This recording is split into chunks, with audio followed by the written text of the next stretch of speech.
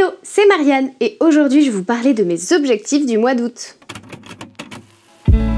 Comme ce mois d'août pour moi était principalement un mois de vacances, vous allez voir, je me suis fixé des objectifs plutôt doux, chill, pas trop compliqués à atteindre, enfin ça dépend lesquels, mais voilà, j'ai essayé de pas être trop dur avec moi-même et pas de me mettre plein de trucs à faire, sachant que la plupart du temps j'allais pas être à la maison, donc on va sans plus attendre commencer par le premier objectif. La première chose que je voulais faire, c'était de terminer la mise en page de mon workshop sur hellomarianne.fr.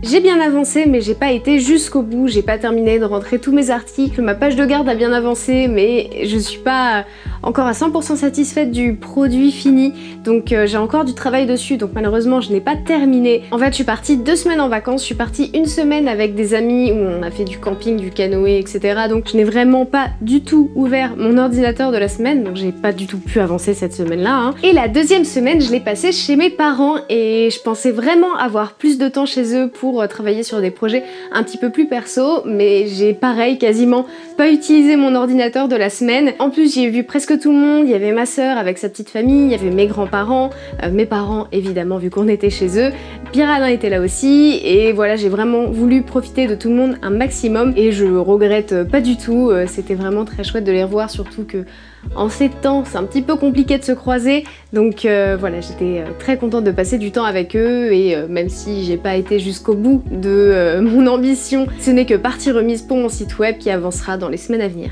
Et donc mon deuxième objectif c'était de voir ma famille. Comme je viens de vous l'expliquer, je viens donc de passer 1 semaine chez mes parents où j'ai vu un petit peu tout le monde et c'était vraiment très chouette. On a fait pas mal de jeux de société, on a bien profité de la piscine aussi. J'en ai même profité pour aller voir une amie qui habite pas très loin de là que j'avais pas vue depuis je crois 2 ans, quelque chose comme ça.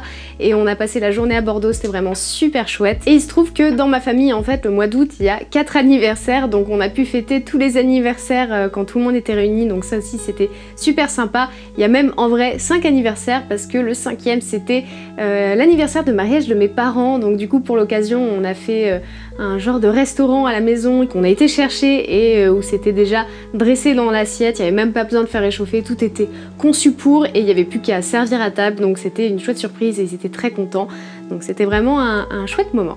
Mon troisième objectif c'était de profiter de nos vacances avec nos amis. On est parti 1 semaine entre amis avec, à 1 ou 2 personnes près, le même groupe de personnes avec lequel on était parti en Thaïlande et au Cambodge. Et cette fois-ci, pour notre voyage de l'année, nous sommes restés en France pour des raisons évidentes et nous sommes allés dans les Cévennes pour faire un petit bout de descente des gorges du Tarn en canoë-kayak. Alors je sais jamais si c'est du canoë ou du kayak, sur place je me souviens avoir posé la question et un de nos amis m'avait dit que c'était du canoë, mais quand j'ai re-regardé à quoi ça ressemblait un kayak, j'ai l'impression que ce qu'on avait ça ressemblait plus à des kayaks quand même. Donc bref, j'en ai aucune idée, j'arrive pas à faire la distinction entre les deux. On avait ça en 3 étapes et à chaque étape on dormait dans un camping différent, donc chaque jour en fait on démontait la tente pour 1 nuit seulement.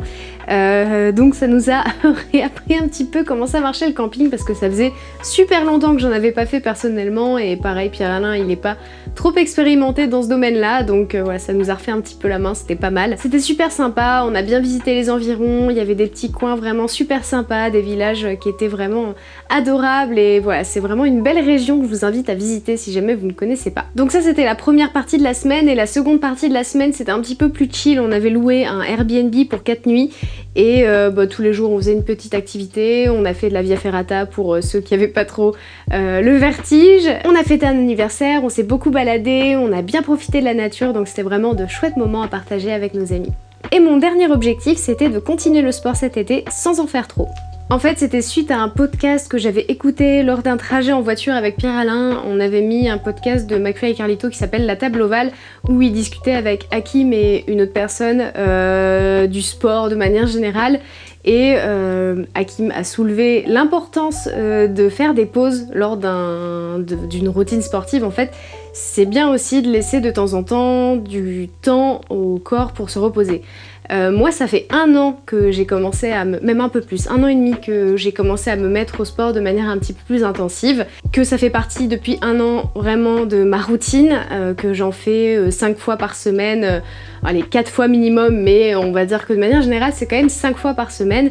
J'avais un genre de blocage psychologique où je me disais que si j'arrêtais de faire du sport pendant une courte période, par exemple une semaine, à partir de 3 jours en fait d'arrêt, que j'allais perdre tout ce que j'avais gagné en ayant une routine sportive que j'avais donc instaurée depuis 1 an ou plus. Mais il expliquait que justement ces pauses c'était nécessaire au sein d'un entraînement parce que c'était potentiellement aussi ces moments de repos où le muscle allait pouvoir se reconstruire un petit peu et que c'était pas fondamentalement mauvais et même bien au contraire de faire des petits breaks. Et ça tombait bien parce que au début des vacances j'avais donc commencé un nouveau programme TSE qui était un programme de l'été. Alors je sais, je vous parle beaucoup d'eux mais je trouve que ce qu'ils font c'est vraiment très bien et très complet, donc c'est pour ça que je vous le partage. Ils avaient donc sorti ce programme de l'été qui s'appelle Sweat and Flow, qui était vraiment un programme pour pouvoir combiner un petit peu avec les vacances et en même temps pas quelque chose de trop intensif parce qu'il fait chaud, enfin normalement l'été il fait chaud, ça dépendait des régions pour cette année mais c'est vrai qu'en France on était un petit peu épargné par les canicules. Mais bref, leur objectif derrière c'était d'avoir quelque chose où t'es pas en train de mourir de transpiration parce que